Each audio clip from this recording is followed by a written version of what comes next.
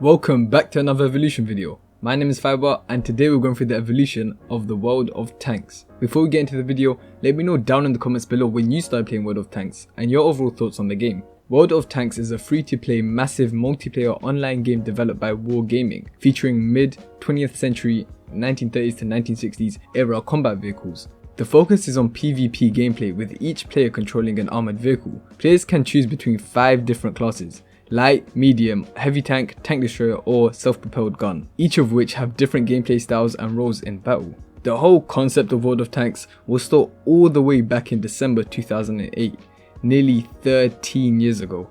After a few talks and starting development on the game, World of Tanks was officially announced by Wargaming on 24th of April 2009 and allegedly had the largest budget ever in the game industry of the CIS. Alpha testing of the Russian version of the game, which was the only version of the game at the time, began in September of 2009 with only 6 different vehicles and just one single map. By the beginning of the closed beta test, which started on the 30th of January 2010, several dozen vehicles and 3 maps were completed. In only 3 months, the number of beta tester requests approached to 40,000 and over 400,000 battles took place during the closed beta. The open beta test of the Russian version started in 24th of June of 2010.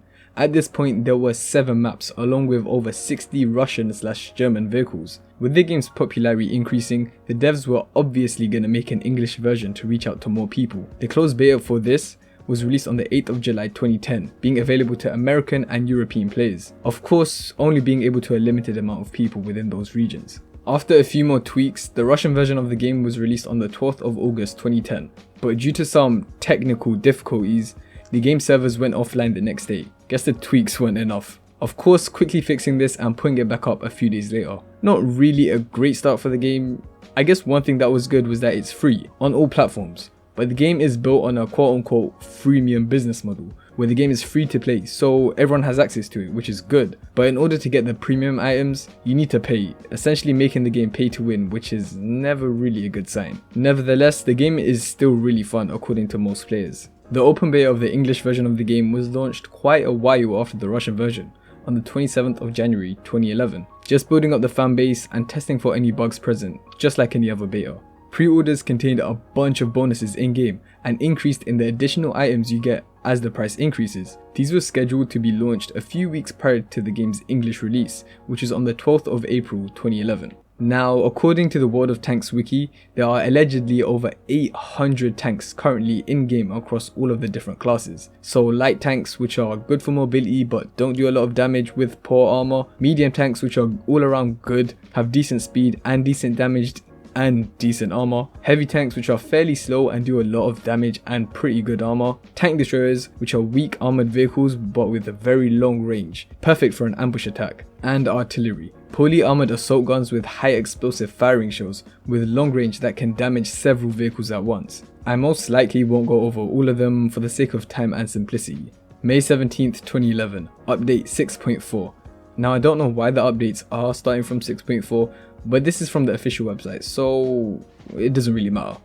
The update contained a multitude of bug fixes and game optimizations as many bugs were being found, like any other game after release date. They also included quite a few new vehicles, the GWE series, Panther SPGs, low premium heavy tanks, KV-5 and KV-13 just to name a few.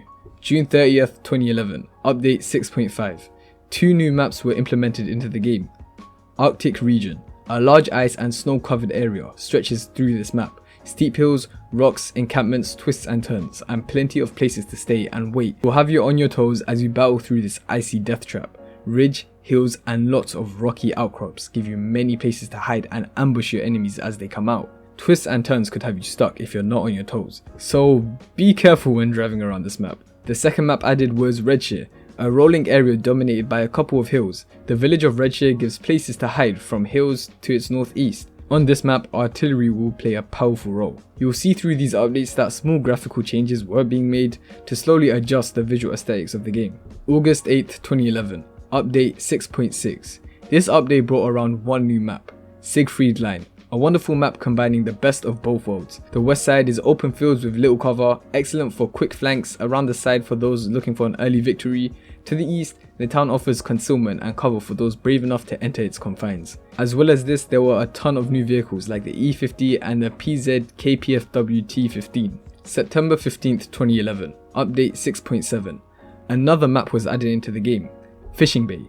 The map is a combination of open spaces and irregular terrain. Meandering narrow streets of the seaport on the flank can be surprisingly advantageous. Sloping hills covered with bushes offer excellent ambush opportunities. Furthermore, new premium options for your account was available, one 12-month and the other 6-month.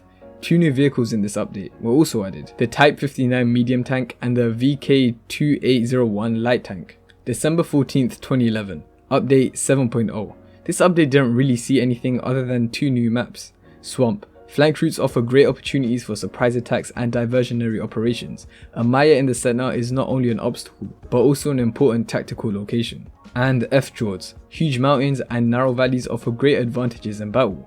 You can engage in a fire duel across the Gulf, or enter a close quarter battle at the nearest port town, or flank and capture the enemy base.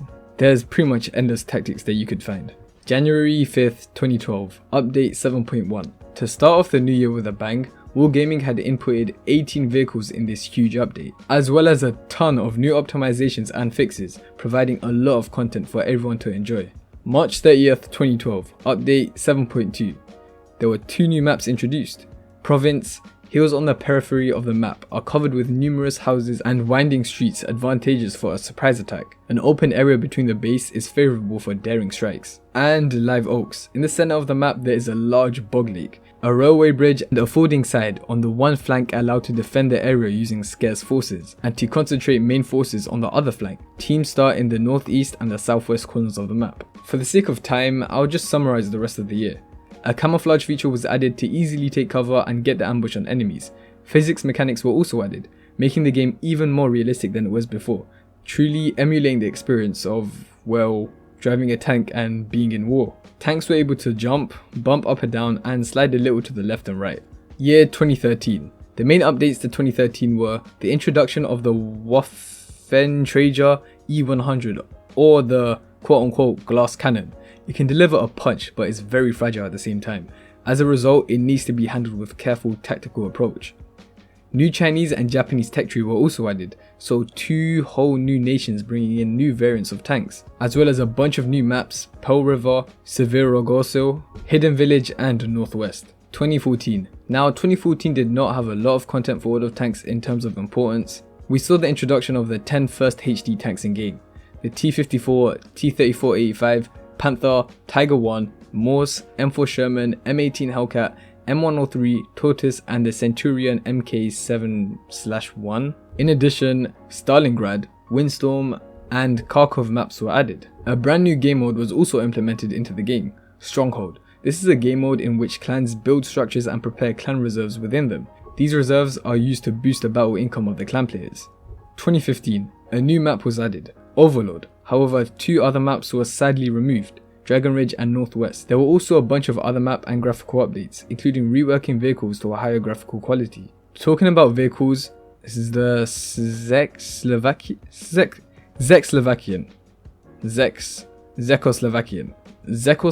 medium tanks and Japanese heavy tanks branches were added. 2016. In 2016, the game received the first big improvement to sound, finally upgrading from the old school sounds, making the game more immersive to other players. Furthermore, now tanks actually blow up and go out in style when destroyed instead of just breaking. Also, for all the French players out there, a new map was added, Paris, or should I say, Paris. I'm sorry. Towards the end of 2016, a new tech tree line was added, the Swedish tech tree. And at this point, majority of the vehicles in game are out now in HD, having a way higher quality than before. Along with all of this, there was a new mechanic in game called Siege Mode. Despite the name, it is not a new battle mode. It is a special traversal mechanic available on certain high tier Swedish tank destroyers. Siege Mode vehicles are allegedly one of the best snipers on the game. 2017. In 2017, a new game mode was introduced, Grand Battle Mode. It consists of two maps, Nebelberg and Klondike. This is where 30 players on each team will fight to the death. Only tier X or 10 tanks can participate in this mode. One of the biggest changes this year was the SPG class rework. Damage was lowered, but guns were a little faster and a bit more accurate. 2017 also introduced a new Chinese tank destroyer line, and a lot of rebalancing and matchmaking into the game. 2018. This year had one of the most important updates in the World of Tanks timeline, World of Tanks 1.0. From a Roblox looking game to one of the most realistic games in the world, it's pretty insane to see how far World of Tanks has come.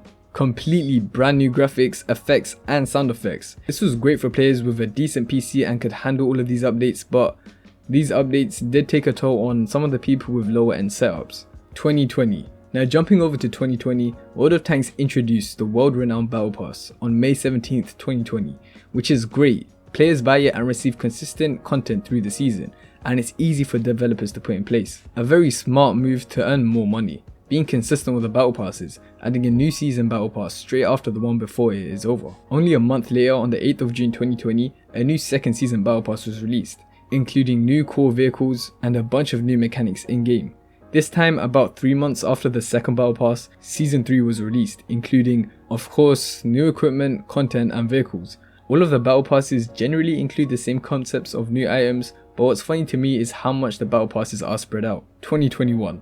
The next battle pass, season 4, releases about 7 months after season 3, which is pretty much over half a year, all the way in April 2021. And now for the most recent battle pass update.